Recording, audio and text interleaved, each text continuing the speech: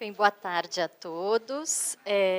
Esse, então, é o terceiro e último evento deste ciclo do IMPAR, aqui no Instituto de Estudos Avançados da USP. Quero dar as boas-vindas a todos, de antemão, agradecendo a disposição da plateia e, principalmente, dos nossos palestrantes, da nossa mediadora, por estarem aqui no finalzinho do semestre, que a gente sabe que é sempre mais complicado. Eu vou apresentá-los e, em seguida, passar a palavra a eles. Em primeiro lugar, nossa primeira convidada é a professora Ana Lúcia Neme. Ela é professora de História Contemporânea na Unifesp. O nosso segundo convidado é o professor Júlio César Magalhães de Oliveira, professor de História Antiga aqui na USP. Parece que o debate vai ser bom. E, para mediar esta mesa, nós temos a professora Sara Obieri, também daqui do Departamento de História, na USP, e ela é professora de Teoria da História, Metodologia da História, e ela vai mediar este debate a respeito de história, método, sobre o ofício do historiador. Vocês vão perceber que isso diz muito a respeito do debate atual, ou da ausência de debate atual, ou melhor, da ausência de um debate qualificado atual. E essa é a nossa percepção. Nós queremos iniciar, de fato, um debate qualificado a respeito de um tema tão importante, de um tema tão sensível para nós, o ofício de nós todos, historiadores, aqui presentes. Muitíssimo obrigada. Eu apresento a vocês, então, a professora Ana Neme. Obrigada, Ana.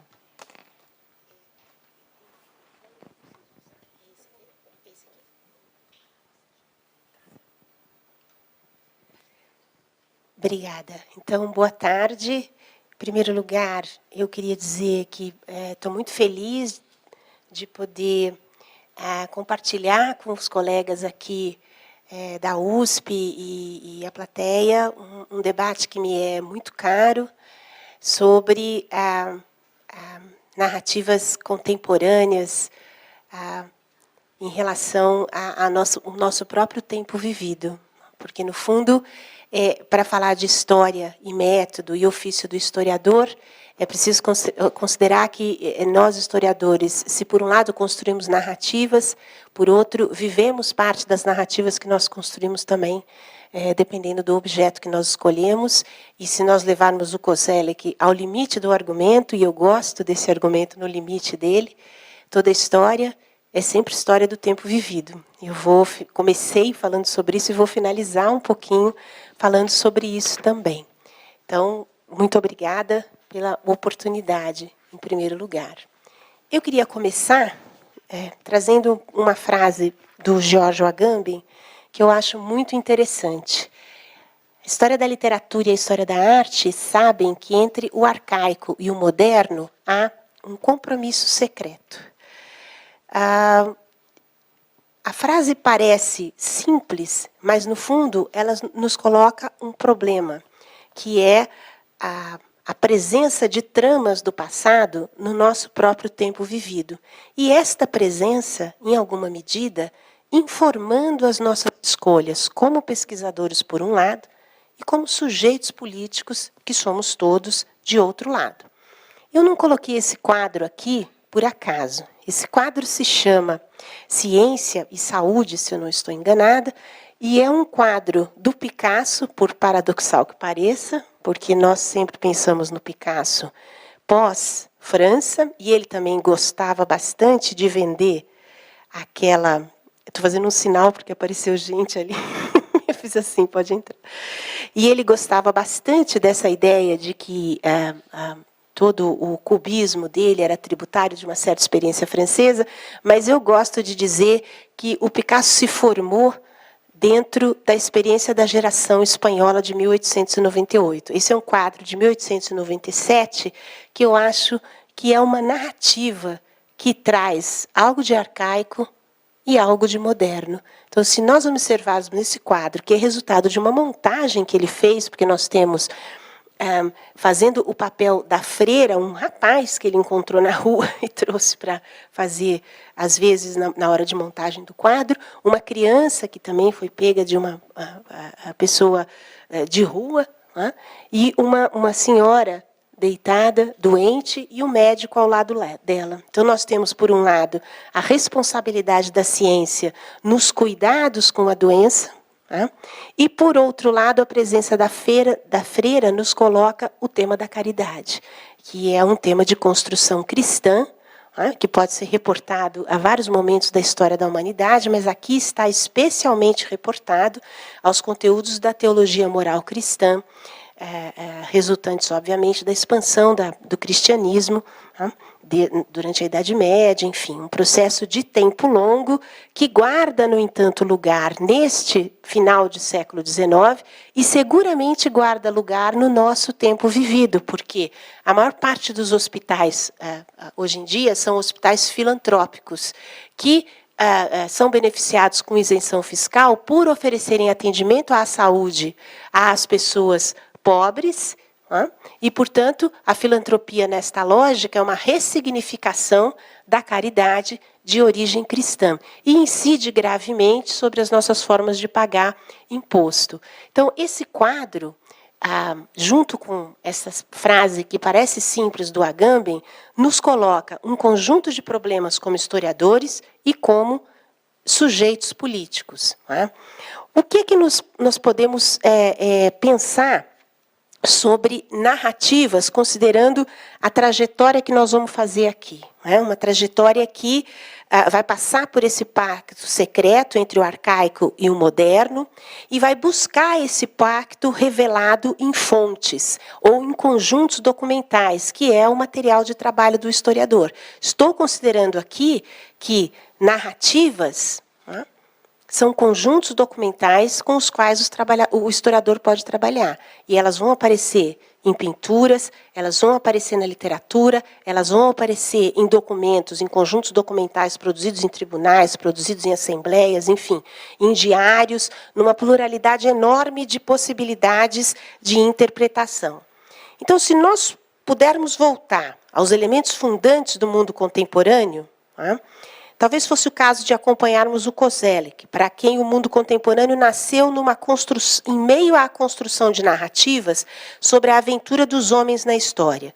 Não mais as aventuras exemplares que indicavam seus heróis de sempre, de todos os lugares e tempos, mas aquelas que nos mostravam as vidas cotidianas de gentes e povos que se movimentam, criam, continuam e desconstroem tradições. Trata-se de um momento que se espalhou entre os séculos XVIII e XIX, indicando aos homens a possibilidade de perscrutar na história regularidades e diferenças entre povos e projetar futuros que poderiam ser nacionais, universais ou locais, dependendo das lentes que os fabuladores de futuro usavam. As narrativas que então se foram elaborando assumiam formas distintas. Poderiam ser literárias, poderiam ser textos políticos, relatos de viagem, diários de histórias de vidas guardadas ou públicas, pinturas, gravuras e com tamanhos e intenções também os mais distintos. Voltaire, em meio às lutas políticas e exílios, professava a liberdade religiosa, civil e comercial, relatando lugares e pessoas que, embora se constituíssem em personagens de seus textos literários, indicavam suas intenções políticas. Goethe imaginou uma terra de homens livres para desenvolver suas inteligências e faculdades. Os irmãos Grimm recolheram contos de tradição oral para indicar o que seriam e poderiam ser os alemães. Marx estudou o pensamento hegeliano e as relações de produção de modo a fundamentar sua proposta de sociedade igualitária e justa. Dostoiévski, em meio à autocracia do governo czarista da Rússia, fabulou os demônios que povoavam o imaginário daqueles que lutavam contra aquele governo. No dizer de Daniel Defoe, em texto político que permite compreender melhor seu personagem literário mais famoso, Robinson Crusoe, e também esse mundo que se edificou a partir dos iluminismos no século XVIII, afirmou que se estava vivendo em uma época que produzia mais projetos e invenções em termos de organização civil do que qualquer outra. Thomas Jefferson, um último exemplo, fabulou uma sociedade de agricultores, especialmente depois de observar a multidão de pobres que povoava as ruas das cidades recém-industrializadas como Paris. Ora, para pensar o ofício do historiador, considerando o mundo contemporâneo como fundador de possibilidades de futuro nascidas da crise de consciência europeia do século XVII e espalhadas nos séculos XVIII e XIX, é preciso considerar o conceito de modernidade com o qual estamos trabalhando aqui, para, em seguida, a partir desse conceito, apontar uma possibilidade metodológica de como lidar com as fontes. Então, vamos pensar um pouquinho na história e na literatura, nas fundações do mundo contemporâneo, para depois a gente chegar num textinho do Goethe, que eu gostaria de conversar sobre ele com vocês, e também na questão do método. Em primeiro lugar, eu queria trazer uma sugestão do Foucault que me parece bastante assertiva. A modernidade não é um período histórico, ela é um ethos, um modo de estar no mundo. Uma maneira de fazer a crítica permanente do nosso ser histórico, que se compreende determinado, em alguma medida, pelo iluminismo e pelo esclarecimento. Consideremos aqui os iluminismos, e não apenas uma possibilidade de entendê-lo, antes que o professor Rafael já levante para apontar a sua discordância em relação a mim sobre os iluminismos, que vai ser a melhor parte dessa nossa conversa aqui. Eu sei que você vai me incomodar. Mas eu acho que vale a pena trazer o debate de qualquer forma. Sempre vale, né? O Foucault pensa numa ontologia histórica de nós mesmos, que deve ser separada de projetos que pretendem ser globais e radicais.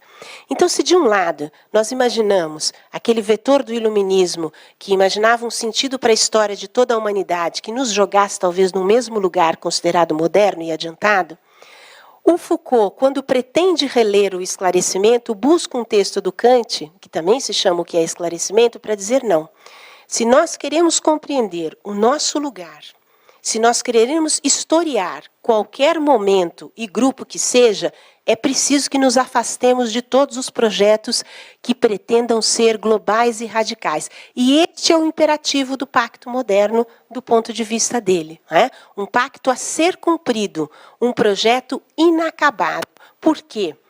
Qual é a grande fábula da modernidade? A igualdade e a liberdade, que está sempre em construção, que exige leitura das tramas históricas do presente, ancoradas nas tramas do passado. Portanto, os projetos globais e radicais não fazem sentido, porque eles supõem a sublimação do lugar, a sublimação da experiência, a sublimação do tempo vivido. Supõem, portanto, que aquele pacto secreto entre o arcaico e o moderno não esteja operante. E, no entanto, ele sempre está operante. Ele não tem como se afastar do nosso próprio tempo vivido. E, portanto, menos ainda da construção narrativa resultante do ofício do historiador. Ora, como é que nós vivemos, então, em meio a esses laboratórios de futuro? Acompanhando o Coselli aqui de novo. Essa orientação para o futuro que caracteriza os pactos propostos, a nossa lógica moderna de enxergar politicamente as nossas ações, cria um hiato entre aquilo que o Koselleck chama de espaço de experiência e horizontes de expectativa. Ora, como é que nós lidamos com isso, então? É preciso analisar, em sua forma historicamente singular, questões que são de alcance geral. É preciso buscar investigações histórico-críticas particulares, que remetem a uma documentação, a uma época, a um corpo de práticas, de interpretações e discursos determinados. A palavra determinados aqui não tem a significação que uma leitura ortodoxa do marxismo sugere, que é imaginar que todo o texto está determinado, digamos assim, pelas relações sociais e econômicas colocadas. Não é disso que se trata. Mas é sim de observar que os lugares possuem experiências não necessariamente relatadas nas dimensões gerais da nossa vida. E essa é a grande questão e o grande problema para o historiador, porque se é possível encontrar aquelas dimensões cujas especificidades estão dadas na circunstância, no lugar, no povo estudado, no tempo estudado, de outro é possível observar, especialmente no nosso tempo vivido, considerando a circulação rapidíssima de informações, as dimensões de ordem geral. Então, este diálogo é o grande segredo no nosso tempo vivido, por um lado, e em relação àquilo que nós trazemos de arcaico para esse tempo vivido. Tá? Como é que nós vamos alocar um futuro projetado e fabulado no tempo presente vivido? Como é que nós vamos conseguir fazer um negócio? Essa é a grande questão dos historiadores e que marca suas trajetórias de pesquisa. Né? Sempre aquela pergunta sobre a significação da nossa pesquisa, aquela pergunta das agências de fomento. Qual é a novidade da sua pesquisa? Nenhuma nunca. Esta é a pergunta mais boba que qualquer agência de fomento já inventou. Não existe nunca nenhuma pesquisa nova. Isso é uma grandíssima de uma bobagem. O que existem são conjuntos documentais novos, ou conjuntos documentais já conhecidos que nós visitamos novamente em função de questões colocadas pelo nosso tempo vivido. Por que o lugar, as pessoas se tornaram importantes na segunda metade do século XX? Porque a história das grandes estruturas não permitia observar todas as especificidades. Então, eram precisos novos objetos. Isso é uma coisa que está efetivamente colocada para os historiadores. Agora, vamos pensar essa questão em relação à literatura. Trouxe alguns trechinhos dos Sofrimentos do Jovem Werther, que eu considero que é, talvez, um texto fundante do mundo contemporâneo, do mundo que nós chamamos de contemporâneo, que eu não compreendo cronologicamente. Eu entendo que o mundo contemporâneo é resultado da crise de consciência do século XVII. E eu estou acompanhando aqui o Paul Azar. Então, cronologicamente, a leitura do contemporâneo está relatada às revoluções, que eu considero, na verdade, enraizamentos de todo o processo de desconstrução da teologia moral cristã, e que aconteceu no século XVII. Estou acompanhando o Paul Azar, estou acompanhando o Koselleck, uma série de autores. Né? Como eu disse antes, nenhuma pesquisa é nova, portanto, não estou dizendo nada que, em alguma medida, todas as pessoas já não conheçam. O Werther é um personagem bastante interessante, porque, à medida em que o Goethe dá voz a um rapaz apaixonado, né, que procura se situar naquele momento em que já se percebiam as crises das aristocracias, por um lado, e a ascensão de novos grupos, que convencionalmente nós chamamos de burguesia, mas, obviamente, que o termo é bastante genérico, ele se movimentando nesses lugares e confessando as suas paixões num romance que é epistolográfico a um colega que lê, ele nos permite compreender um pouco melhor como era aquela sociedade na qual ele vivia. Então, eu destaquei dois trechos que eu acho que permitem pensar sobre o arcaico e o moderno. Estamos falando do último quartel do século XVIII. Que a vida é apenas sonho, já antes de mim outros o disseram. Ele está se reportando ao Calderón de la Barca, que é o autor preferido do Rafael, né? E é esta uma ideia que me persegue por toda a parte. Quando vejo em que estreitos limites se encerram as belas faculdades do homem, quando vejo que a sua atividade e a sua inteligência se esgotam para a simples satisfação de necessidades tendentes a prolongar a nossa pobre existência, quando considero que a sua tranquilidade, em presença de certos problemas da vida, é tão somente uma ilusória resignação, como seria do prisioneiro cujo cárcere tivesse as paredes revestidas de pinturas atraentes e variadas, então, meu caro Guilherme, concentro o espírito em recolhimento e encontro nele um mundo de pensamentos, ou antes de percepções confusas e de vagos desejos. Não são raciocínios, ainda menos projetos de ação, mas intangíveis sonhos que me flutuam ante os olhos e nos quais gostosamente me perco. Quer dizer, quando ele observa a circunstância, a experiência, a prisão que ela pode significar para todas as suas fabulações e pensamentos, ele prefere ficar com os seus pensamentos. Né?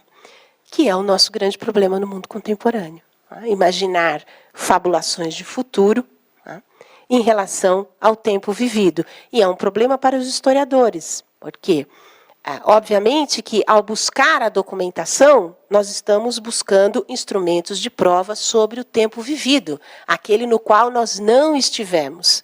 E as fabulações sobre este tempo do passado que nós estudamos evidenciam o quê da história vivida? As dimensões colocadas aqui complexificam o entendimento do texto literário, por um lado, mas o texto literário é também, neste sentido, problematizador daquela racionalidade inscrita em outros documentos que pretendem dizer exatamente o que aconteceu. Então, este que é o diálogo fundamental. Aqui existe alguma coisa de moderno no comportamento dele, um desejo de fabular o futuro. No entanto, num outro momento, ele diz o seguinte: em geral, os homens de certa posição abstêm-se de qualquer familiaridade com gente de classe inferior, pelo receio de perderem um pouco da própria dignidade. Havendo também gente leviana, estouvada e de mau gosto, que só se aproxima do povo para desdenhar e motejar. Bem sei que não somos, não poderíamos, nem saberíamos ser todos iguais. Mas, na minha opinião, aquele que se afasta do povo para impor ao respeito é tão digno de censura como o poltrão que foge do adversário pelo receio de ser vencido. Aqui é quase que difícil dizer, em poucas palavras, toda a complexidade do que está colocado.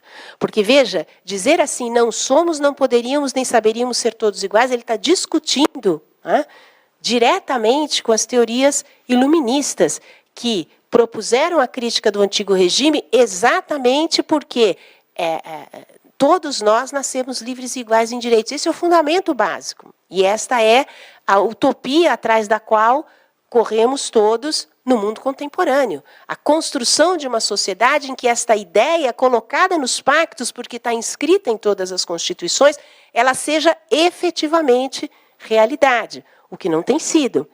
Isto por um lado. Por outro, ele está negando este princípio. Nós não podemos ser todos iguais. Mas o governo não pode se afastar das populações pobres, porque aí é o mau governo. Este conceito de bom governo, cuja ação do governante está ancorada num princípio de moralidade, é anterior aos iluminismos. Porque esperava-se do governante que se ancorasse na teologia moral cristã, que exercesse a bondade, a justiça, a caridade. É isso que se esperava do governante. Então, existe aqui, esse texto é um entroncamento de todas as questões que estão sendo discutidas nesse momento. Portanto, existe aqui evidência da história, embora fabulada na forma de uma narrativa literária. Mas há aqui uma evidência histórica. Portanto, diz alguma coisa para nós, como historiadores, sobre os modos de viver e os modos de pensar, não apenas do Goethe, mas daquelas pessoas. Quer isto dizer que este texto esteja determinado pelas relações sociais e econômicas? Evidentemente que não. Quer isto dizer que ele está dialogando com a altura do seu tempo? Quer isto dizer que ele está conseguindo apresentar questões que fazem sentido para muita gente, e, portanto, se constituem como evidência histórica. Ora, dentro deste raciocínio, quais seriam as dimensões, as aproximações e os distanciamentos que nós poderíamos observar entre história, literatura, e eu arrisco aqui estender o argumento. Eu acho que nós podemos pensar isso para qualquer narrativa, para narrativas que estejam em diários de viagem, por isso que eu citei todos aqueles autores no começo da minha fala, para narrativas que estejam em fotografias, que estejam em pinturas, e que estejam em objetos de cultura material também, que guardam experiências do tempo vivido por aqueles que o fizeram. Se nós formos pensar, óbvio que todos os conjuntos documentais com os quais nós trabalhamos possuem tempo, lugar, personagens, autoria, elementos constitutivos de uma narrativa e, ao mesmo tempo, testemunhos sobre um determinado tempo vivido. E veja só como é complexo, porque, ao mesmo tempo, o historiador será testemunho daquilo que ele decodifica nesses conjuntos documentais e transforma em narrativa. Então, existe aqui um jogo de complexidades e de espelhos que o historiador terá que lidar. e que, obviamente, enuvecem a noção de verdade. E esse que é o problema. Porque, ao considerar as muitas interpretações e possibilidades colocadas em todas essas narrativas ou conjuntos documentais, a tendência é dizer, então, que não há verdade possível. E, no limite, nós chegamos aos negacionismos com os quais nós convivemos hoje. Quando é preciso observar com cuidado como é que nós trabalhamos com esses conjuntos documentais, porque a narrativa histórica e a narrativa literária lidam com modos de narrar eventos humanos, com esse desejo de extrair sentidos e significados para as ações humanas. Isso existe tanto na narrativa histórica quanto na narrativa literária. Mas existem eventos no interior de uma trama, seja na narrativa histórica ou na literária, que tentam controlar a rebeldia dos acontecimentos. Esta é uma diferença fundamental. Nós, historiadores, temos esse desejo de controlar a rebeldia dos acontecimentos que se manifesta nas muitas autorias perceptíveis nos conjuntos documentais com os quais nós lidamos. Ora, por isso, o conhecimento histórico pode ser resumido aos seus aspectos narrativos ou à retórica, entendida apenas como argumentação? A minha resposta é não. Isso é uma coisa fundamental de nós pensarmos nos dias de hoje. O conhecimento histórico não se resume aos seus aspectos narrativos. É por isso que a narrativa histórica não é igual à narrativa literária. Não é porque nós usamos instrumentos de construção de uma narrativa literária, escolha de personagens, montagem de um enredo, escolha da porta de entrada, quais são os acontecimentos que serão apresentados, em quais sequências, para que o leitor nos acompanhe até as nossas conclusões, mas os eventos escolhidos estão de acordo com os conjuntos documentais trabalhados. E a nós, historiadores, quando não conseguimos fechar o argumento, porque os conjuntos documentais não permitem, o que é que cabe a nós, historiadores? Apresentarmos ao leitor essa dificuldade. Portanto, é diferente de uma construção narrativa literária, e especialmente no que diz respeito à retórica, porque eu acho que o Ginsburg faz uma reflexão bastante interessante quando ele diz que esta aproximação exagerada entre narrativa literária e narrativa histórica é resultado de uma má compreensão do que seja a retórica. Porque a argumentação da retórica não prescinde de instrumentos de prova. Ela não é simplesmente a construção de uma ideia. Ela supõe instrumentos de prova. Nesse sentido, todos esses conjuntos documentais, sejam diários, sejam textos literários, fotografias, eu adoro aquelas fotos do Rodchenko, que tiveram recentemente no Brasil, numa exposição do Sesc, que é um autor que viveu os anos da Revolução Russa, em que se fabulou que a liberdade seria instituída, e, na sequência, vieram todas as perseguições, inclusive ao grupo artístico dele. E as fotografias que ele faz nos permitem complexificar o entendimento daquela sociedade que se supunha igualitária, mas que, na verdade, era extremamente autoritária, extremamente excludente do ponto de vista da pluralidade das ideias, especialmente. Então, todos esses conjuntos documentais constituem narrativas, constituem instrumentos de prova e nos permitem nos aproximarmos da verdade, porque aconteceram eventos. O fato da interpretação sobre o significado do evento ser plural não nos permite negar o evento. Não é aceitável, negar que o João Goulart não abandonou o cargo em 1964. Não foi isso que aconteceu. Não é aceitável negar que houve holocausto, porque há instrumentos de prova produzidos pelos próprios nazistas sobre isso. Então, o que nos diferencia, e isto é fundamental na construção do ofício do historiador, é compreendermos que trabalhamos com instrumentos de prova, mesmo que eles sejam apenas indícios. Mesmo que eles sejam apenas indícios, sejam apenas evidências. Mas a nossa construção narrativa está buscando uma aproximação o mais clara e verdadeira possível do acontecido, daquele evento com o qual nós trabalhamos. Portanto, É fundamental saber que não é o discurso que define a natureza do trabalho do historiador, mas é a relação que ele estabelece com os conjuntos documentais. É isto que define o ofício do historiador. Ora, diante de tudo isso, quais são os caminhos possíveis do ponto de vista metodológico? Primeiro, enfrentar o pacto secreto. Por que só historiadores da arte e de literatura lidam com ele? Nós, historiadores de todas as temporalidades e de qualquer recorte ou dimensão, devemos lidar com esse pacto. E devemos fazer aquilo, me parece, que o Koselleck chama de alinhavar estratos do tempo.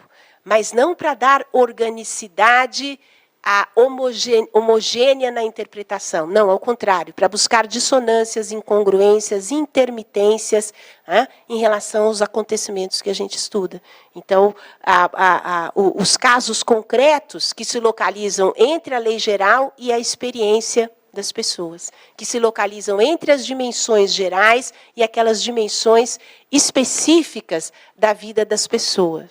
Por quê? Porque toda história será sempre história do tempo presente. A chamada história do tempo presente não se distingue de modo algum das outras histórias que tiveram lugar ou que têm sido contadas. São histórias do próprio mundo da experiência, desde a antiguidade até hoje. Ainda bem que eu tinha uma palavra antiguidade aqui para passar a bola para você. Foi coincidência. Mas eu acho importante pensar isso porque existe uma fantasia sobre que não é possível escrever história do tempo presente porque não estamos distantes o suficiente disso. Nessa lógica, você não faz história, porque você está tão longe também que só deve ter um lugar no meio onde os historiadores consigam chegar. É uma bobagem. Porque o ofício se faz na construção da relação com os conjuntos documentais, que não é de ordem retórica. Não é de ordem retórica. Muito obrigada.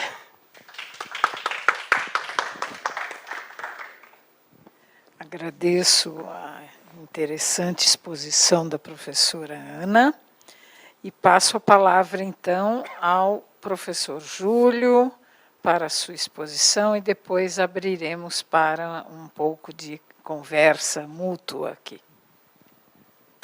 Muito obrigado.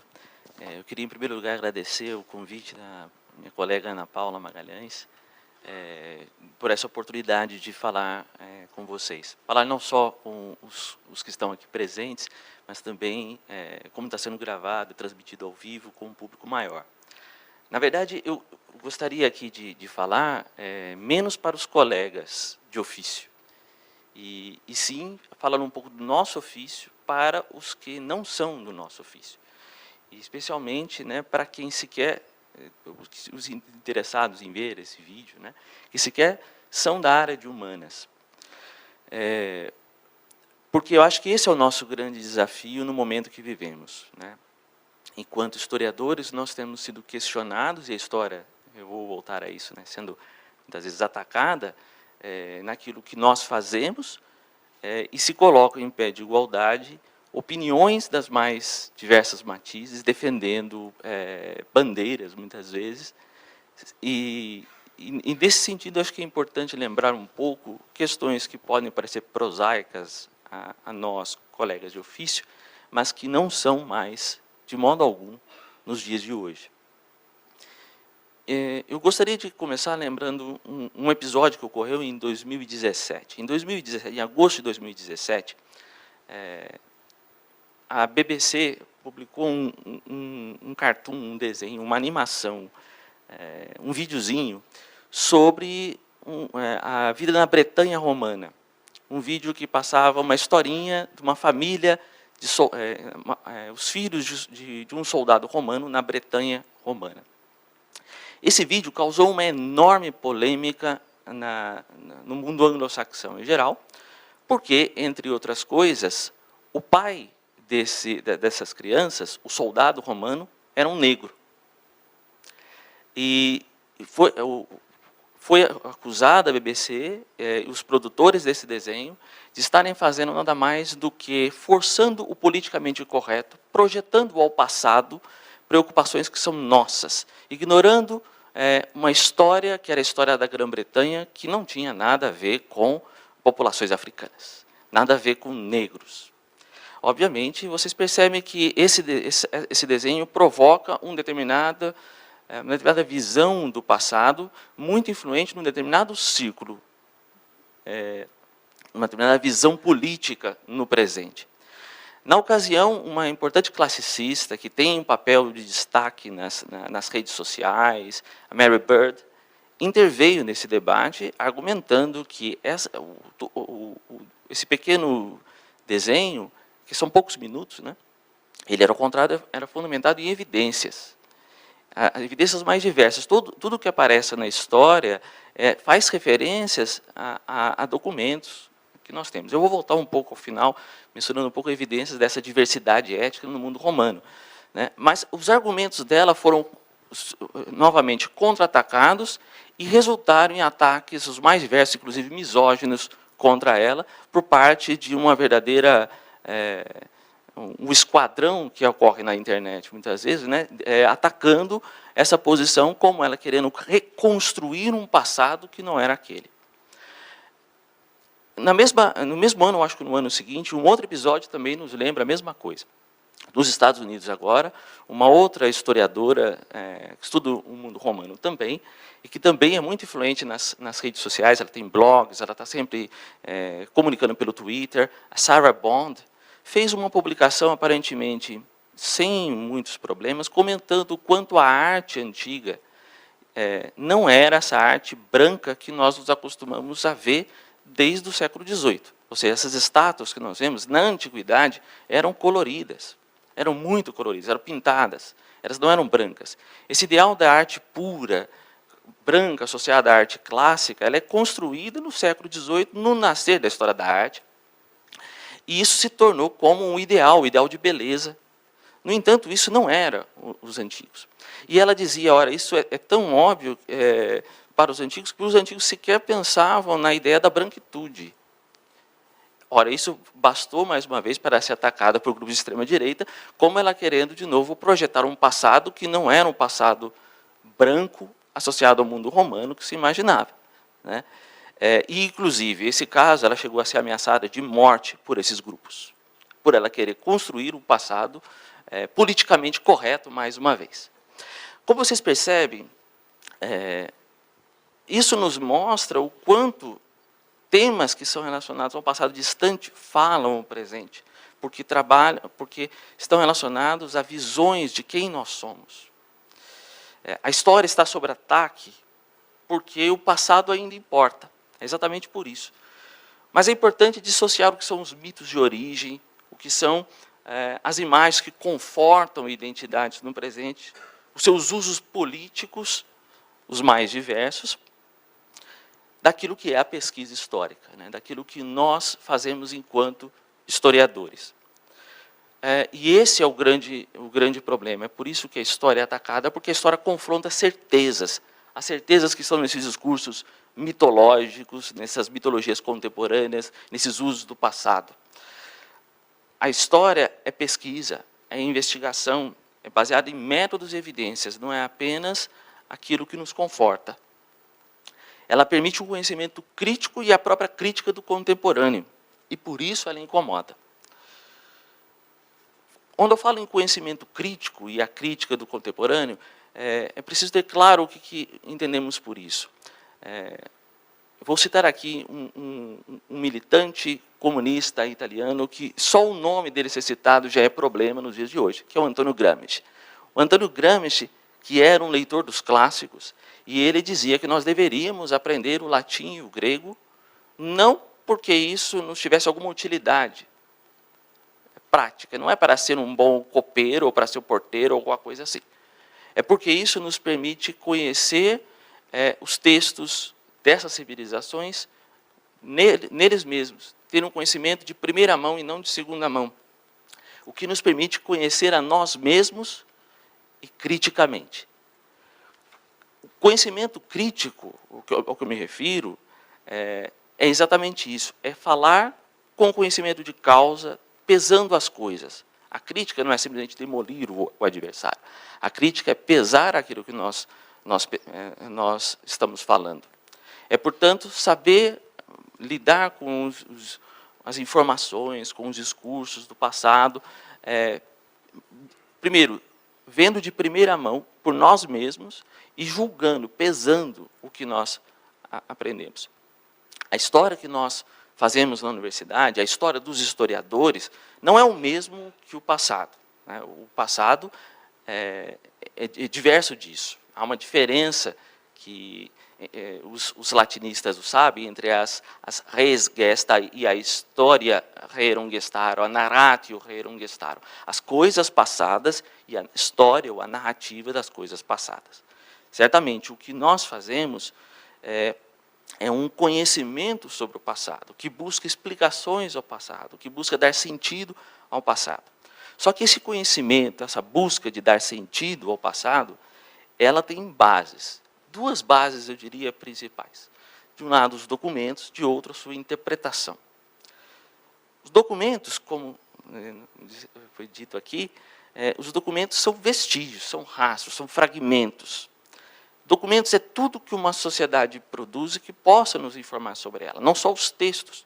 Na verdade, história, enquanto disciplina na moderna universidade, surge a partir da filologia, e, a partir disso, do estudo de um conjunto de documentos. A história antiga, especialmente, a partir da tradição clássica, né? A partir dos textos da tradição greca, latina. Então, os historiadores foram treinados a pensar, em primeiro lugar, nos documentos como textos. Textos que deveriam ser lidos à maneira da filologia, da sua língua original, no seu vocabulário, procurando entender a natureza dos textos. Mas nós sabemos, nós ampliamos muito a nossa compreensão de documentos. Né? Documentos são absolutamente tudo o que o passado, que pode ser vestígio do passado, e não só, portanto, textos. Né? Tanto imagens, objetos, a cultura material também pode ser objeto de investigação da parte do historiador. Mas, por mais abundantes que sejam esses conjuntos documentais, em primeiro lugar, eles não são passado, não são sequer partes do passado, eles são vestígios a serem explorados, exatamente. E segundo, eu queria também ressaltar que esses documentos, eles não são documentos na sua natureza. Nós nos acostumamos a pensar que existem documentos mais e menos importantes. A carta de Pero Vaz de Caminha necessariamente é um documento. A carta Testamento de Getúlio Vargas necessariamente é um documento. Ora, isso só é necessariamente um documento para nós porque esses temas que eles abordam foram sempre objeto de nossa preocupação. A história política sempre foi um objeto de preocupação. Mas um documento não é um documento nele mesmo. Uma carta de um soldado nas trincheiras da Primeira Guerra Mundial não era um documento até recentemente. Não era um documento quando a história era vista como a história dos grandes personagens, das tomadas de decisão. Mas quando se pensa uma história a partir de baixo, a partir das pessoas comuns, ou quando se pensa relações de gênero entre esse soldado e a sua esposa que ficou em casa, esse documento se tornou um documento. Então, os documentos só são documentos porque nós fazemos perguntas a eles e os colocamos numa pesquisa. Então, são as questões do presente que nos levam à compreensão do passado e à própria seleção de documentos. De fato, nós estamos revisitando problemas antigos, porque os problemas, as questões mudam, a maneira como nós vemos os problemas mudam.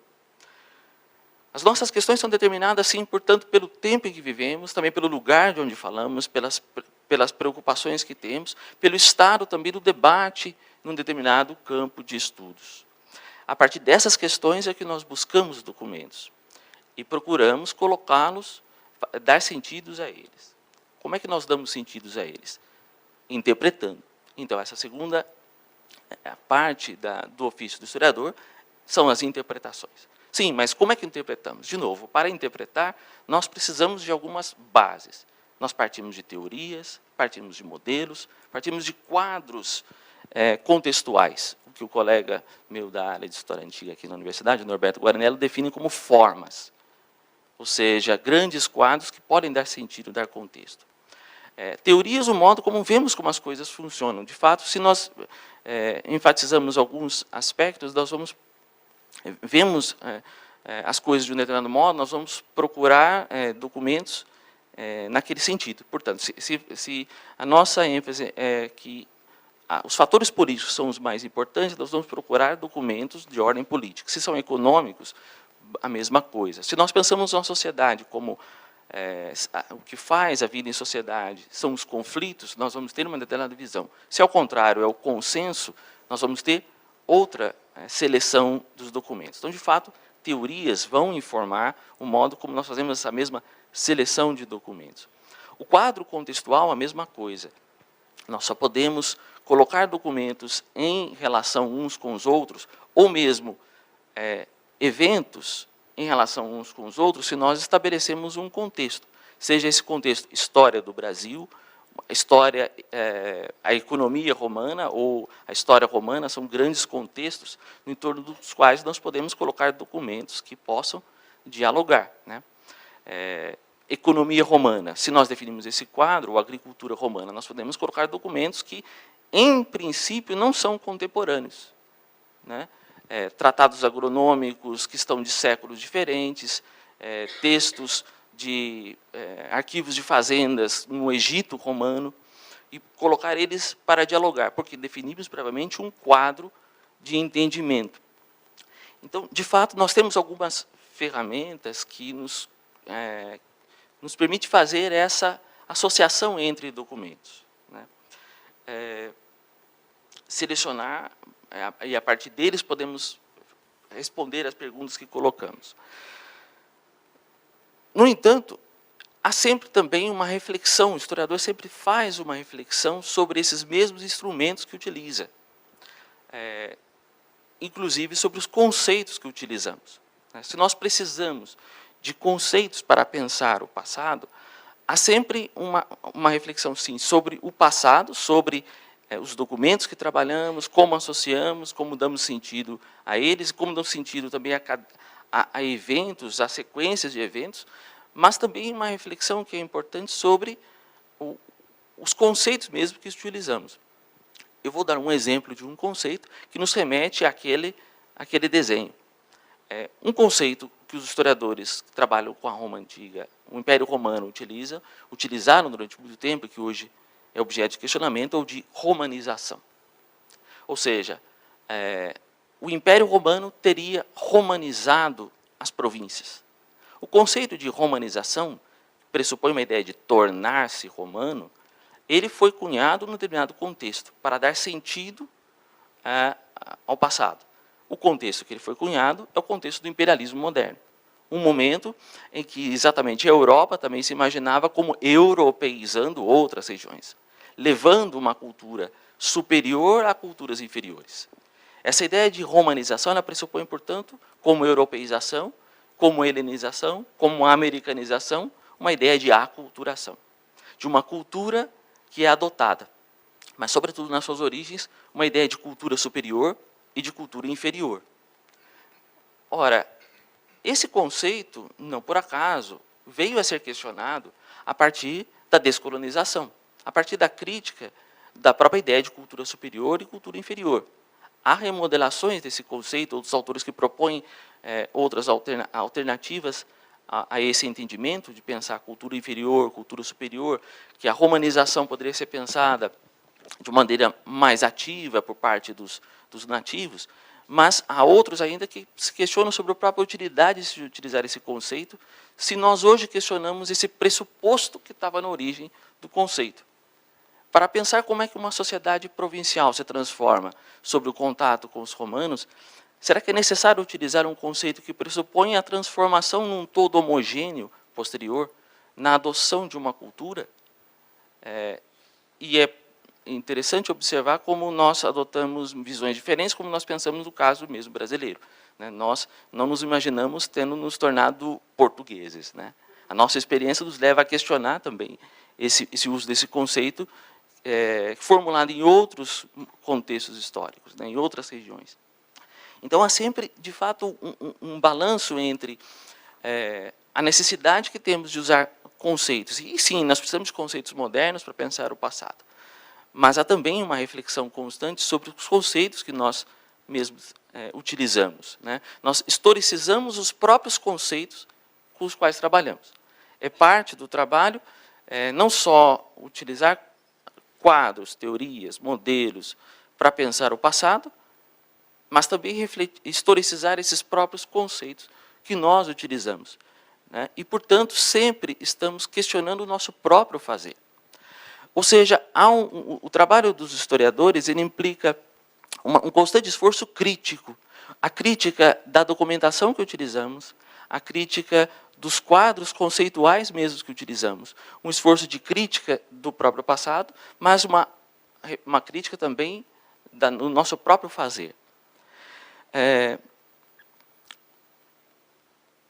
Nesse sentido, eu queria voltar àquele exemplo com o qual eu iniciei. Porque, vejam, é natural que, vejam, quando nós, com questões que são nossas, que estão no presente, trazem novos problemas, isso nos leva a questionar nossas próprias certezas, questionar nossos próprios conceitos, questionar a maneira como nós havíamos mesmo escrito a história, por exemplo, a escrita da história do Império Romano. Ela passa a ser questionada nos últimos anos, quando nós questionamos essa ideia de homogeneidade, a ideia de cultura superior, de cultura inferior, quando nós pensamos muito mais em interações culturais, ainda que no contexto de relações de força.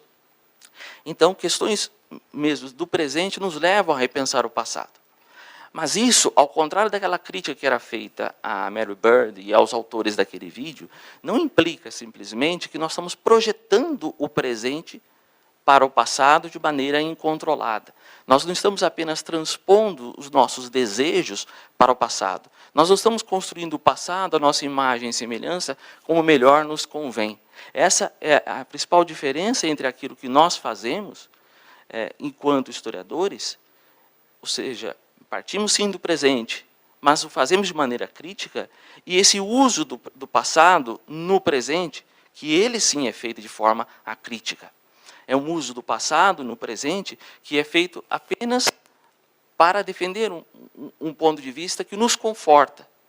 Do ponto de vista de supremacistas brancos, é confortante imaginar uma Grã-Bretanha que sempre foi pura e branca, que não teve uma migração, não teve contatos com outros povos que eles consideram como inferiores. É confortante e é necessário manter essa imagem do passado. Mas nós não buscamos esse conforto enquanto historiadores. Ao contrário, nós buscamos sempre agir de maneira crítica. Essa é a principal diferença. Então, veja, de fato, a despeito do que essas críticas a Mary Bird fizeram, esse revisitar a história da Grã-Bretanha, da Bretanha romana, ele não é simplesmente baseado num desejo do presente de imaginar um passado mais plural. Ele é baseado também a partir dessas questões que buscam questionar a ideia de homogeneidade e que questionam, portanto, que levam a pensar, será que não havia uma pluralidade maior no passado? Essas questões do presente levam a buscar evidências. Evidências que muitas vezes haviam sido passadas despercebidas. Então, há evidências de que o mundo romano não era puro como esses supremacistas desejariam. Obviamente, pode-se questionar se o soldado romano negro seria representativo da maioria. Não era esse o ponto dos autores daquele desenho. Mas nós sabemos, sim, primeiro, pela arqueologia, o estudo osteológico dos esqueletos encontrados na Grã-Bretanha, a partir da dentição dos isótopos, ou seja, é possível verificar, a partir da composição da água em que a pessoa bebeu na sua primeira infância, que ficou vestígios nos dentes, de que lugar ele veio. Então, é possível retraçar a origem desses grupos. Em cemitérios, na Londres romana, cerca de 20% da população era de origem africana. Isso é excepcional em relação a outros cemitérios urbanos na mesma Grã-Bretanha. Em outros lugares havia apenas 8%, mas não deixa de ser significativo. Africana e, às vezes, até porque a maioria é do norte da África, não necessariamente da África subsaariana, mas, às vezes, também da África subsaariana. Porque, de fato, nós conhecemos evidências da cerâmica romana sendo encontrada até mesmo no Mali. Isso porque havia povos nômades que viviam nas margens do Império Romano, como os garamantes no deserto da Líbia, que estavam em constante contato com os romanos. e que se apropriavam dessa cultura romana e utilizavam para negociar com populações no Saara. E essas populações, esses garamantes, eram os principais fornecedores de escravos para os romanos a partir da África. Obviamente, eles forneciam escravos negros também. E esses escravos poderiam obter a alforria e vir fazer parte da população no Império Romano. Mas o interessante é que havia também evidências textuais disso. Evidências que estavam, portanto, conhecidas há séculos, mas que passavam despercebidas. Uma história interessante é que diz muito desse desenho, é que há, na História Augusta, um texto escrito no século IV, então não é uma história propriamente confiável, ele constrói muito do passado para o objetivo de pensar, por questões do próprio século IV, mas isso pouco importa para essa questão, né, porque importa mais é a maneira como ele constrói essa história. Esse autor ele reporta uma história que teria ocorrido na época de Septímio Severo. Ora, Septímio Severo é um imperador romano natural de Leptis Magna, cidade do norte da África. É um líbio. Esse imperador, visitando a Grã-Bretanha, ele se defronta com um soldado que lhe entrega uma guirlanda, e esse soldado é um etíope. O Septímio Severo toma isso como algo de mau agouro, né? Mas porque o soldado, sendo negro e dando uma guirlanda para ele, poderia significar algo que ele não via com bons olhos. Mas o interessante é que ninguém se surpreende do fato de ter um soldado etíope entre as legiões do Septímio Severo, um soldado etíope na fronteira norte do Império Romano, no mais extremo do Império Romano. Então, veja, era uma evidência já conhecida, que era simplesmente ignorada, mas que as questões que nós colocamos no presente, ela é redescoberta e ela passa a fazer sentido para nós. Então, retomando o que eu comecei, né? Esse exemplo desse documentário nos lembra muito a sensibilidade do passado no presente, mas também a diferença fundamental entre o que nós fazemos, esse conhecimento crítico, que parte de questões do presente, sim, que está sempre se questionando sobre as escolhas dos próprios conceitos que fazemos, sim, mas que está sempre relacionado com os instrumentos de prova, como foi bem dito, né, que nós temos. O nosso conhecimento não é simplesmente uma projeção de ideais, ou daquilo que desejaríamos que fosse, do que nos agrada, do que nos faz bem. E é exatamente por isso que a história incomoda, e é exatamente por isso que é importante enfatizar a importância daquilo que nós fazemos. Obrigado a vocês pela atenção.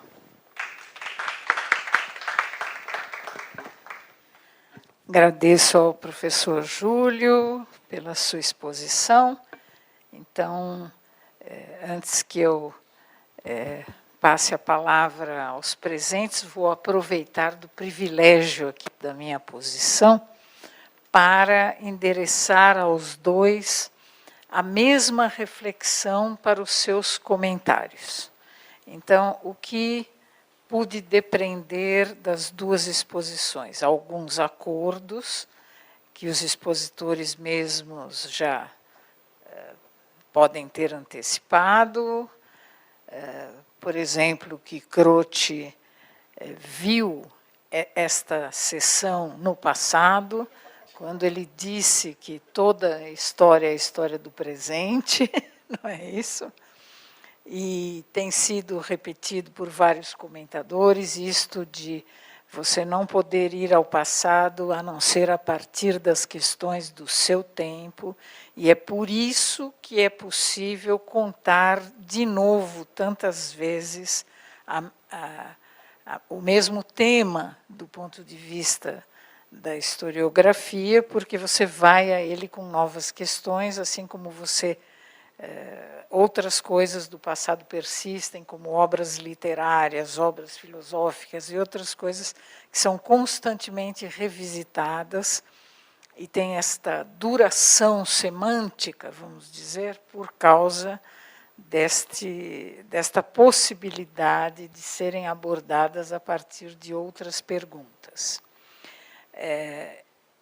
O primeiro comentário é esse sobre a presença do presente, mas eu queria agora provocar um pouco, porque acho que ambos de alguma maneira, concederam um pouco a uma historiografia que não tivesse, no fundo, um núcleo duro, eu vou dizer o palavrão, científico.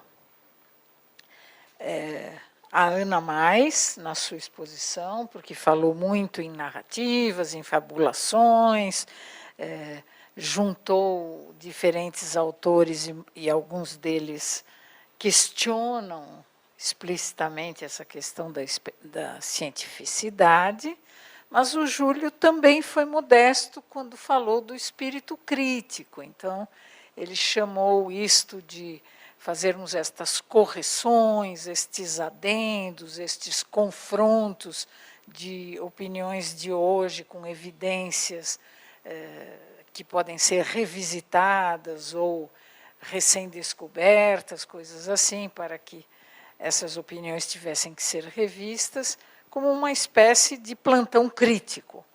Então, manteríamos esse plantão crítico. Mas eu acho, e então agora vou dar essa opinião para o comentário dos dois, que nos sobrou, nos ambientes historiográficos, uma certa prevenção de falar em história-ciência, porque, na nossa autointerpretação mais recente, fizemos muita crítica às nossas origens disciplinares universitárias, no século XIX, mais ao final, isto que tinha que compatibilizar a pesquisa histórica com um espírito científico que era laboratorial, que era experimental, que dependia de metodologia, de formação em equipe, trabalho em equipe, uma espécie de consenso sobre procedimentos, assim se compreendia o trabalho científico, e ele era extensivo a todos os campos de investigação, e se a história tinha que ter um lugar entre esses campos de investigação, ela tinha que rezar pela mesma cartilha. Então, com depois sucessão de revisões de procedimentos e métodos, e concepções mesmo do trabalho do historiador, houve um momento mais inicial de rejeição, vamos dizer, a esse modelo, denominado um pouco equivocadamente como positivismo, uma concepção meio genérica do que seria uma corrente mais complexa do que esse chavão, mas, enfim, quando depois passamos a rever a revisão, não achamos muito onde nos instalar, porque temos um problema com a questão da cientificidade, que eu acho, entre as humanidades, historiadores, mesmo ciências do homem em grande medida, não foi atualizada.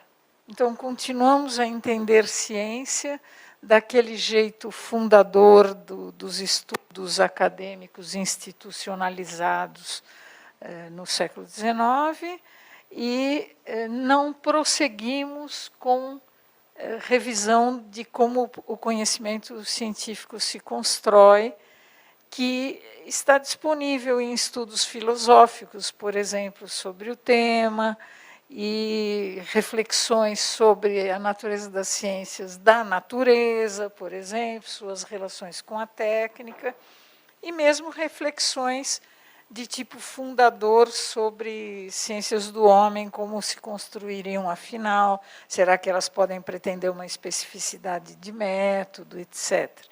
Então, a timidez de ambos na reivindicação do conhecimento histórico poderia se fortalecer com essa contribuição. Eu estou querendo ajudar, não atrapalhar, mas gostaria de ouvir a ambos, passando primeiro a nossa convidada, a professora Ana, e também a moda antiga, Ladies First. Obrigada pela pergunta provocativa.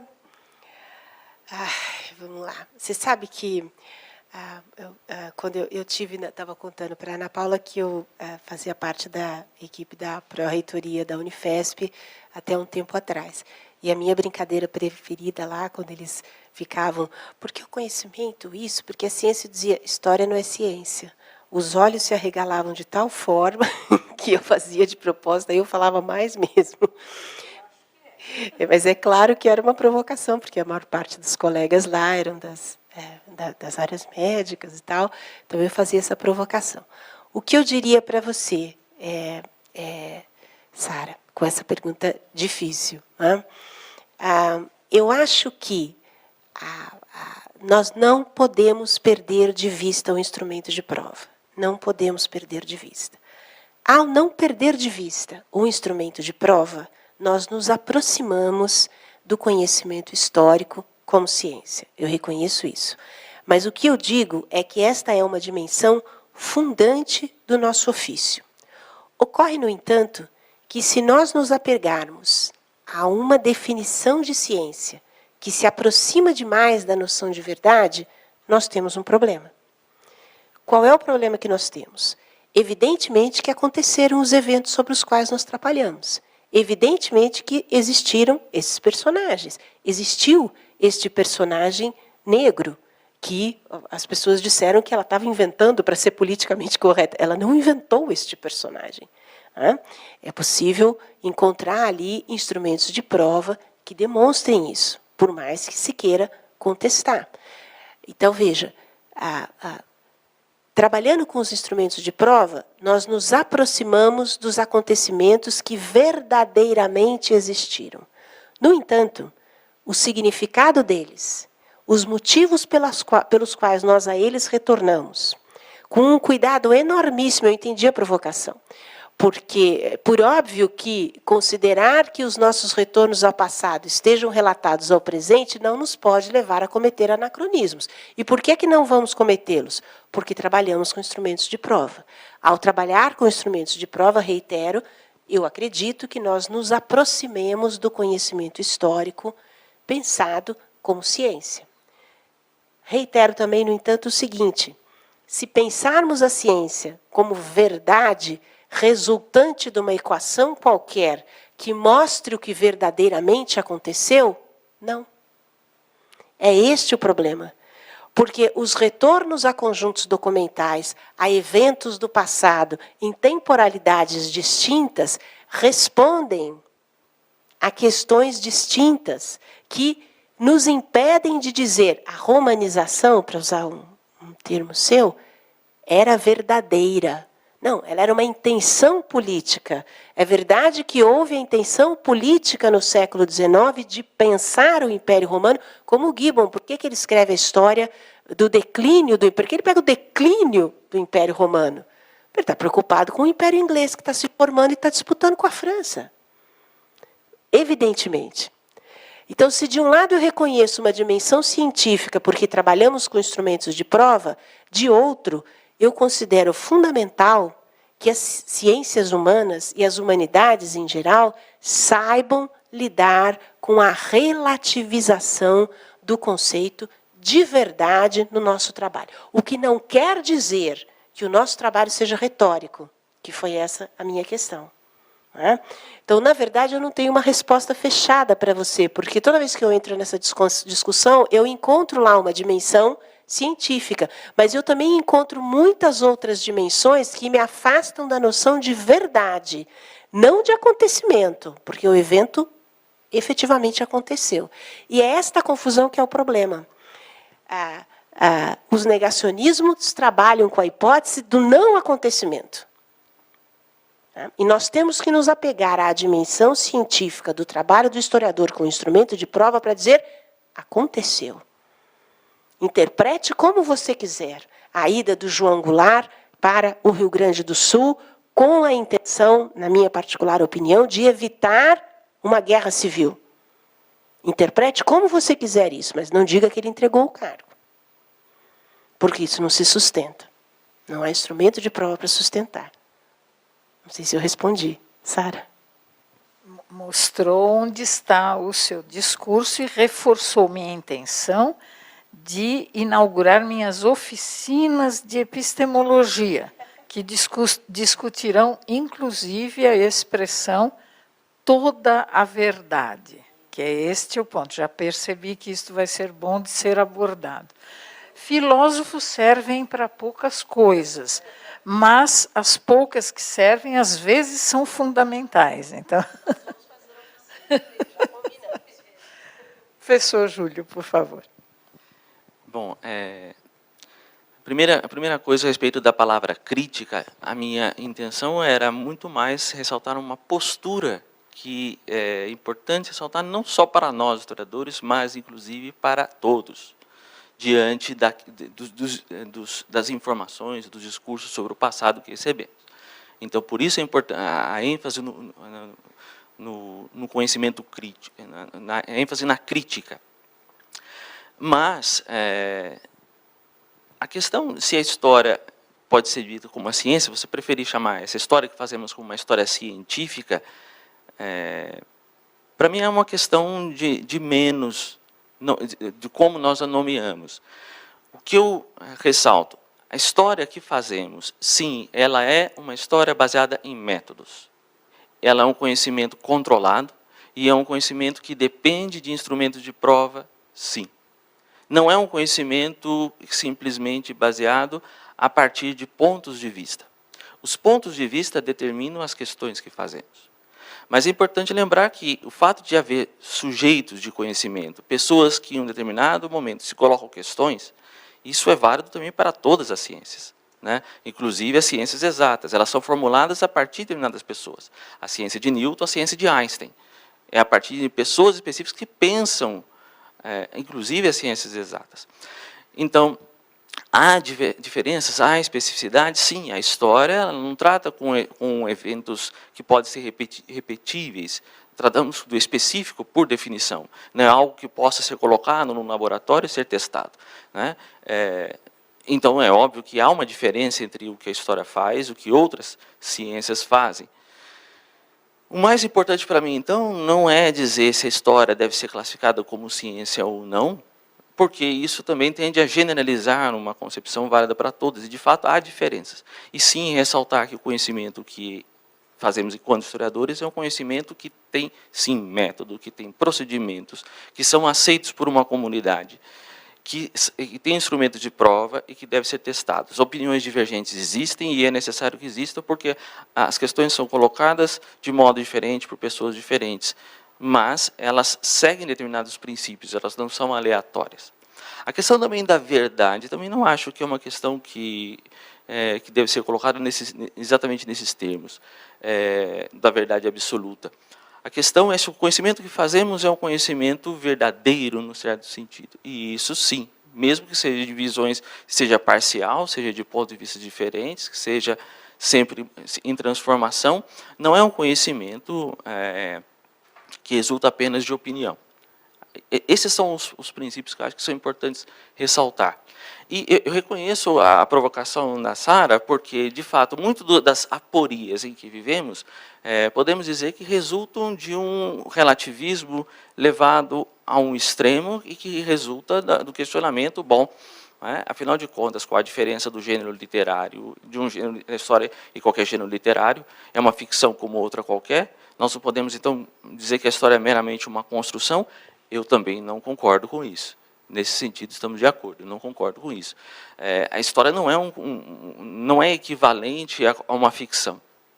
Ainda que utilizemos de modos retóricos, ainda que utilizemos de escolhas, a história nós escrevemos o que faz o historiador, ele escreve, fazemos narrativas, sim, mas essa narrativa ela não é aleatória. Ela não é aleatória. É o que eu posso dizer. Fiquei muito satisfeita e esperançosa com as respostas. Então, agora, não sei, pergunto à nossa coordenadora geral do evento se abro por mais alguns minutos para conversarmos com o público, se os palestrantes estão dispostos a falar um pouquinho, sendo que quem nos assiste também tem um meio de enviar perguntas, não é isso? Muito bem. Então, peraí, precisa ser ao microfone, senão não fica gravado. Meu nome é Ivan Lesk. Eu sou doutor pelo Programa de História Social da FEFELESH USP. A minha orientadora está presente. Eu gostaria de perguntar o seguinte: dentro da construção do discurso histórico, qual é o papel da imaginação? E eu vou embasar minha pergunta com 2 exemplos. No livro Military and Naval Hellenistic Developments, o historiador inglês William Tarn, ele cita que existem 2 passagens em Políbios e em Diodoro Sículo, na qual são descritos os efeitos de um determinado armamento, mas que ele não diz qual é a arma. Então, que cabe ao historiador imaginar essa arma. Ele tem que ter uma certa imaginação para abstrair daquele discurso como era a arma, como era o sítio da cidade. Por outro lado, no Werther de Goethe, é também conhecido como um manifesto do movimento pré-romântico alemão, né? Então, existe um consenso de que, quase um consenso, né, de que o Werther, na verdade, é uma construção nós podemos ver o Werther como uma construção da modificação da sentimentalidade europeia que embasa o pré-romantismo e depois o romantismo. Então, também caberia ao historiador que vai historiar o romantismo analisar aquela construção do Werther, que é imaginativa, mas ele tentar tirar daquilo como seria essa nova imaginação, né? Como seria essa nova sensibilidade. Então, essa é a pergunta. Qual é o papel, se é que existe, na opinião dos senhores, da imaginação na construção do discurso histórico? Obrigado. Muito bem. Quer começar, professor Júlio, para sermos agora mais contemporâneos nos costumes? Muito bem. Bom, de fato, não existe história sem imaginação. Em primeiro lugar, você tem que formular hipóteses, você tem que formular caminhos possíveis. Há sempre um grau de imaginação, sim, em pensar possibilidades. Só que mesmo essa imaginação, ela tem que ser novamente controlada, porque ela não basta apenas você imaginar possibilidades, se você não pode sustentá-las, ou pelo menos elaborar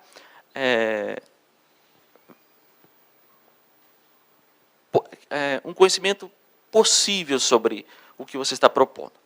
Então, digamos, né, a partir da minha experiência, por exemplo, eu trabalhei no meu doutorado com as formas de participação popular, de ação coletiva, na cidade do norte da África, nos séculos IV e V. E a minha visão é que, para pensar a ação, é preciso pensar também as condições prévias disso. Ou seja, pensar como as pessoas se organizam, como elas se relacionam, as redes de sociabilidade que criam laços prévios. E daí o meu interesse pelo estudo de onde a plebe urbana na cidade da África do Norte trabalhava, onde se encontrava. E daí o meu interesse pela arqueologia de bairros artesanais, etc. Como pensar, a partir de vestígios, a organização desses bairros? Bom, você pode fazer você tem que primeiro formular hipóteses disso, e muitas vezes nós recorremos à comparação com outros contextos. Por exemplo, podemos pensar na comparação que nós chamamos de etnoarqueológica. Grupos de artesãos em sociedades contemporâneas, mas que vivem num artesanato tradicional ainda, como é que eles se organizam, como é que eles trabalham? Isso é uma parte do trabalho, mas não basta você fazer essa comparação e dizer que as coisas que ocorrem num bairro artesanal, digamos, do norte da África, hoje, se transpõem à antiguidade. Observando essa circunstância no presente, você pode, então, voltar a outros documentos no passado. Por exemplo, em outro contexto que não é o do norte da África, nós temos, às vezes, como é em La Gros-Faisan, com um sítio produtor de cerâmica no sul da França, também registro dos próprios oleiros, contabilidade, como eles se organizavam, e você observa semelhanças entre esses dois grupos. E, a partir desses dois exemplos, você pode pensar se os vestígios que há para os bairros do norte da África, se eles correspondem àquilo que você imaginou a partir desses outros exemplos.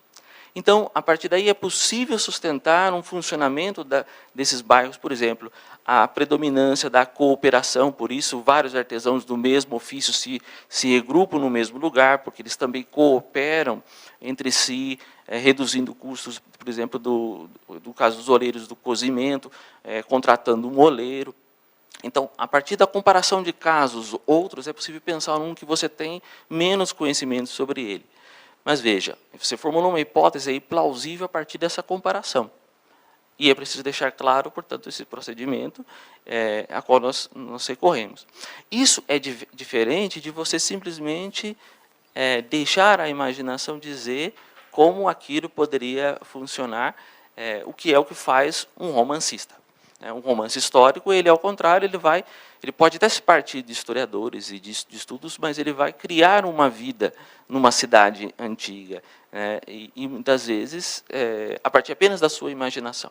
Então, uma dose de imaginação, ela é sempre presente, ela está no próprio impulso do trabalho, porque você precisa imaginar possibilidades, mas mesmo essa imaginação, ela tem sempre que ter algum controle, ela tem que ser sempre controlada por essa documentação e também por procedimentos que são explicitados. No meu caso, essa comparação etnoarqueológica, a comparação, novamente, com uma documentação na própria antiguidade, não é, portanto, aleatória.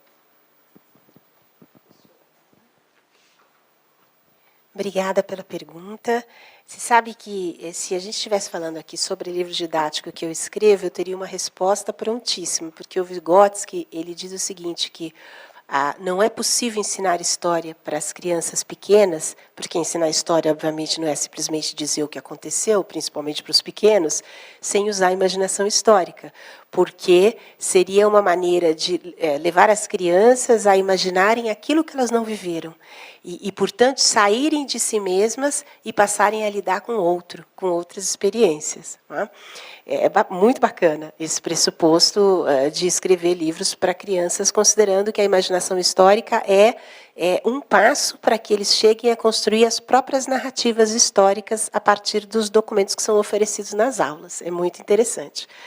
Sendo, no entanto, nós, historiadores, temos que pensar isso de uma maneira mais metodológica. Em princípio, eu concordo bastante com o que foi dito pelo colega, mas queria dizer o seguinte, o fundamental do Werther, e você levantou muito bem, ele era uma pessoa do Tempestade e Ímpeto, que é considerado, você sabe disso, um dos movimentos fundantes do romantismo. Mas o fundamental do Werther é exatamente isso. Ele nos permite quebrar a dualidade entre romantismo e iluminismo. É por isso que o texto dele tem o que na época se considerava arcaico, e é claro que isto é uma imputação arbitrária a um modo de pensar, e também aquilo que se considerava moderno naquele momento. Então, pensar romantismo e iluminismo como antípodas, a partir do Werther, é impossível, porque existem ali, como ele é alguém que captou o sentimento de mundo, Vinícius de Moraes dizia que o poeta é aquele que consegue captar os sentimentos que estão em torno dele. Não é? E talvez por isso o Goethe seja um grande poeta. Enfim, o Werther não é um poema, mas, enfim, ele captou este sentimento de mundo que você está dizendo, que nós, historiadores, também, em alguma medida, captamos. Portanto, que papel teria a imaginação aqui? Não é? Lembra que, na minha fala, eu falei daqueles lugares que os instrumentos de prova não nos permitem preencher? É aí que se localiza a imaginação histórica. Mas, como disse o colega, nós temos freios para ela. Eu não sou o Goethe. Primeiro, não tenho, enfim, aquela capacidade toda de sentir o mundo e escrever sobre ele, porque essas duas coisas têm que estar articuladas num grande escritor. Eu sou só uma historiadora, e talvez não seja nem a historiadora, que a gente tem grandes, né, que inventam aqueles títulos maravilhosos, como diz o Fernando Novaes nas palestras dele, né, o outono da Idade Média. Eu não sou nem capaz de dar um título tão bonito para nenhum livro que eu escrevo. Né? Então, por óbvio, nós não vamos usar a imaginação, não apenas pela incompetência, mas porque o dever do ofício nos impede, da maneira como o Goethe usa. Nós vamos sim usá-la naqueles buracos que os instrumentos de prova nos impõem, mas isso será dito ao nosso leitor. Não será apresentado como elemento da construção narrativa para se chegar a alguma conclusão, mas como apresentação de ausência na construção dos nossos enredos. Essa é a diferença fundamental. Então, eu digo sim que nós usamos, mas com freios que o ofício nos coloca e que o Goethe não tinha, nem o Vinícius de Moraes, nem para beber, né? Mas isso eu também não tenho, não. Professor Rafael. Professor Eu queria Júlio, só uma complementação, porque você mencionou os historiadores antigos. Eu queria só ressaltar que essa é uma importante diferença entre nós e eles, porque os historiadores antigos se permitiam esse tipo de imaginação. Tucídides, o crítico historiador, o que dizia ter conseguido um conhecimento válido para todos sempre, se permitia inventar discursos que ele dizia tal como eu imaginei que melhor conviesse à personalidade de Péricles. É uma coisa que nós não nos permitimos. Tudo bem, boa tarde. Então, eu sou o professor Rafael. Eu queria fazer uma questão, que acho que vai para os dois, mas mais para você, que foi quem levantou toda a questão, que não tem nada a ver com iluminismo, que é instrumentos de prova. Mas antes disso, eu queria falar de um outro livro do Goethe, já que saiu o Werther, que é Os Anos de Aprendizado, do jovem Wilhelm Meister. É um livro de formação, né? É entendido como um livro de formação. E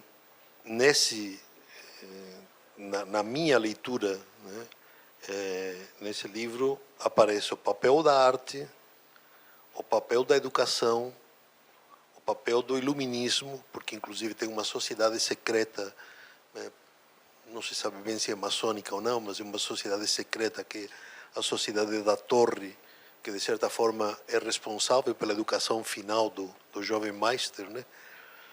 Mas tem um capítulo muito extenso que sempre me provocou muita curiosidade, que é como se não tivesse nada a ver com o relato do jovem Meister, que se chama Confissões de uma Bela Alma, e relata de uma forma muito extensa um diário de uma, não é propriamente freira, né? É de uma mulher que decide ter uma vida honesta, bela, né? E é muito surpreendente, porque ele introduz, né, o Goethe introduz nesse capítulo, que, como digo, dá a impressão de que está deslocado, mas ele está precisamente na metade de toda a obra, né? Ele introduz uma questão que é assim, que é incômoda para o mundo contemporâneo, né? O papel da interioridade, né? Ou da intimidade, ou da subjetividade. Então, a primeira questão, antes de entrar na questão da prova, é assim: vocês dois falaram sobre a questão, mas me parece que ficou de lado, de fora, algo que sempre me perturba, que é assim: tudo isso que vocês falaram é ótimo, desde que o historiador seja honesto. Claro que quando eu falo isto, então vamos exigir um instrumento de prova que é assim: prove que você é honesto. Ou como é que eu provo se alguém é desonesto? Essa é a questão bem contemporânea, né? Mas acho que é ineludível, né? Ou seja, é de se exigir que haja uma honestidade, que a gente pode chamar de honestidade intelectual, se a gente quiser, né? Mas é uma honestidade de fundo que é problemática e que está muito problematizada, porque é uma questão subjetiva.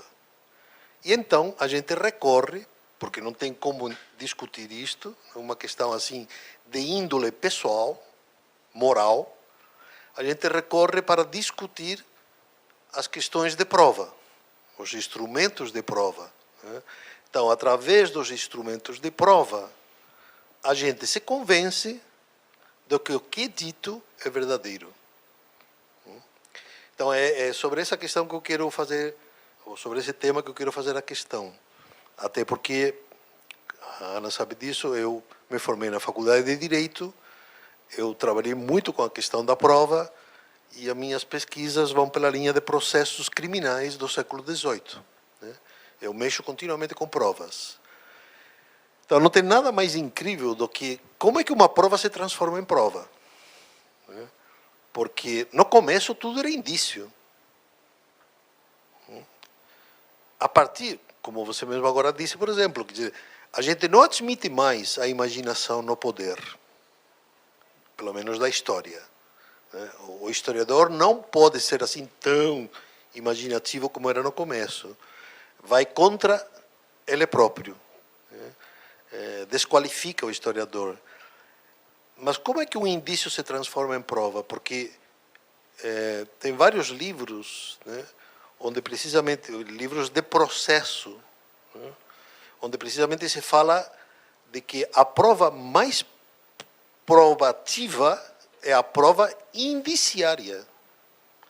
Ou seja, aquela que não é prova, é indício, mas que o advogado, o fiscal, através do seu argumento, prova que está provando alguma coisa. Pode ser que dê a impressão de que estou brincando com as palavras, mas estou fazendo propositadamente. Tem um autor italiano, um processualista italiano, chamado Michele Tarufo. Né? Acho que hoje em dia é dos mais conceituados processualistas. E o que ele levanta como questão básica é o que se define em juízo. Quando a gente diz absolvido ou culpado, é a verdade dos fatos. Porque, como você mesma disse, o fato está aí. A verdade do fato é o fato. Ou a gente chega na verdade do fato através das provas que o advogado apresenta, ou que o historiador apresenta, ou mesmo Ginsburg ter um livro sobre o juiz e o historiador. Então, nesse sentido, a resposta que ele dá na verdade, a gente não chega nem ao fato, nem à verdade do fato. A prova, o que ela faz, é fundamentar a argumentação oferecida pelo advogado ou pelo fiscal com relação ao fato. Então, o que o juiz sentencia é que este argumento é verdadeiro ou não, para fundamentar o fato. Podemos substituir verdadeiro por convincente, podemos substituir verdadeiro por adequado, ou, como se dizia no século XVIII, está bem provado, ou não está bem provado. Mas o que está bem provado ou não está bem provado? O argumento. Então, nesse sentido, já discutimos isso muitas vezes, vou muito mais pela linha de que a história é retórica, porque eu tenho que argumentar enquanto historiador. É verdade que eu tenho que ir para os meus documentos e é verdade que eu tenho que utilizá-los como instrumento de prova, mas o que me torna historiador é a argumentação que eu faço deles. Ou, pelo menos, eu me identifico no meu ofício de historiador, e é o que realmente eu gosto, é a possibilidade de eu argumentar com os instrumentos de prova que eu tenho. Então, não sei se foi mais papo do que pergunta, mas a questão é, o que vocês estão dizendo quando vocês estão dizendo instrumento de prova? O que prova isto? Professora Ana, quer começar? Ai, meu Deus. Uau! Veja só, Rafa, eu não estou dizendo que não existe dimensão retórica.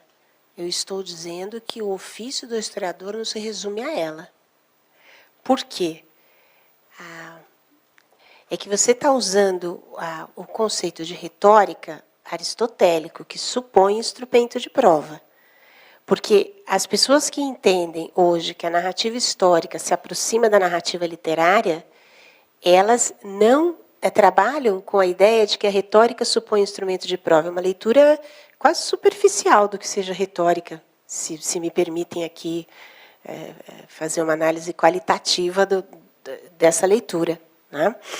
Então, até o lugar em que você considera que a argumentação, como elemento da retórica, exige instrumento de prova, nós vamos juntos. Até aí, acho que estamos no mesmo lugar. Até o momento em que você diz que o que o juiz assevera como verdadeiro é aquilo que os instrumentos de prova transformaram em verdade, também vamos juntos. O que eu não estou entendendo é por que você considera que este instrumento de prova não guarde em si alguma verdade. Se, por exemplo, vamos aos exemplos aqui, sei lá. Né? O Goethe participou do Tempestade e Ímpeto. Então, sei lá, tem um calhamaço que saiu recentemente que eu li, em português, que é porque os alemães têm essa coisa ridícula de falar alemão, né? E aí ninguém consegue ler o que eles falam, a gente tem que ler tradução. Mas tudo bem. Saiu em português uma biografia genial do Goethe, e ali ele apresenta como é que se soube que ele participava. Então, é o diário do fulano, é uma ata do não sei o quê, da reunião do não sei o quê, enfim. O que eu não estou conseguindo entender é por que estes instrumentos de prova para você não guardam alguma verdade. Guarda sim. O que eu estou dizendo é que essa verdade, talvez a Sara vai depois que fazer aquele curso lá para a gente entender bem, essa verdade, muitas vezes é muito pequenininha. É muito frágil. Não sei se a palavra é frágil, se é relativa, se é parcial. Acompanhada da argumentação. Mas se ela não vier com a argumentação, ela não convence quase. E você acha que isso... Isso é muito bom para a história. Não, isso eu entendi que você pensa. Mas isso dá uma dimensão também de pequenez, de humildade, sei lá. Bom, como diz... Eu esteja enganado. Não. Koselleck dizia que a historiografia começa no momento em que nós temos exata certeza que não vamos reviver exatamente aquilo que aconteceu. Eu não tenho nenhuma dúvida. A minha preocupação com esta argumentação que eu falo sobre a retórica não me parece que vai na direção contrária do que você está falando, mas a mim parece que não é aceitável, embora reconhecendo dimensão retórica, cuja argumentação exige instrumento de prova, que a narrativa histórica seja considerada no mesmo patamar de um enredo literário, que eu acho que é este o lugar que me incomoda. Por isso eu fiz essa argumentação, mas está me parecendo que estamos falando a mesma coisa. O que talvez esteja diferente aqui é que eu acho que você dá mais relevância para esta retórica da argumentação do que para o instrumento de prova em si. Mas, de qualquer forma, transformá-lo em instrumento de prova, eu concordo que depende da... Acho que ele tinha falado isso, que depende da nossa argumentação. Acho que aí nós estamos no mesmo lugar. Tirando da... Mas não é esta retórica superficialoide que a gente tem lido aqui e ali, não é. Porque esta leitura da retórica não é a leitura aristotélica, que eu descobri lendo Ginsburg, porque eu não sou uma grande leitora de textos da antiguidade, mas lendo Ginsburg e perguntando para você onde estava, você me deu a cola, aí eu fui procurar a retórica do Aristóteles. E não me parece que seja isso que estão chamando de retórica hoje, que é simplesmente o plano da argumentação independente do instrumento de prova. Não sei. Queria só acrescentar em favor do entendimento que o texto do Ginsburg justamente faz retornar ao sentido originário, vamos dizer, da obra de Aristóteles, porque na linguagem comum, retórica passou a querer dizer qualquer argumentação preocupada apenas em persuadir e não em produzir convicção genuína e nem algum tipo de conhecimento sobre alguma coisa, não por acaso muito associada à retórica política, por exemplo, do palanque ou do parlamento, né, que é só uma questão de frases de efeito, coisas assim, muitas vezes. Então, quando se desqualifica alguma coisa como retórica, é nesse sentido comum hoje. E é por isso que ele tenta recuperar, querendo dizer, bom, aquilo que não era suscetível de lógica demonstrativa era pelo menos suscetível de retórica, o que significa também uma certa disciplina de argumentação, etc., e compatível com instrumentos de prova e tal. Né? Bom, isso é porque isso aqui está muito estimulante, fica todo mundo falando sem ser convidado como mediador. Professor Júlio. Mas eu tenho muito pouco a dizer. Na verdade, nós estamos, do meu ponto de vista, estamos falando da mesma coisa. Pelo menos como eu vejo. De fato, se nós entendemos a retórica desta forma, e como eu compreendo, o que nós fazemos? Eu disse isso na minha fala, o historiador escreve, mas essa escrita é um discurso assim, de argumentação e prova. Nós convencemos, a força desse argumento vem da forma como nós lidamos com esses instrumentos, que lidamos com essa documentação. Então, nesse sentido, eu não vejo a discordância de fundo que nós estamos tendo aqui. É óbvio que é indispensável esse argumento. O que nós fazemos é exatamente isso. Nós escrevemos, é isso. Mas esse discurso que escrevemos, ele depende necessariamente de apresentar esses instrumentos.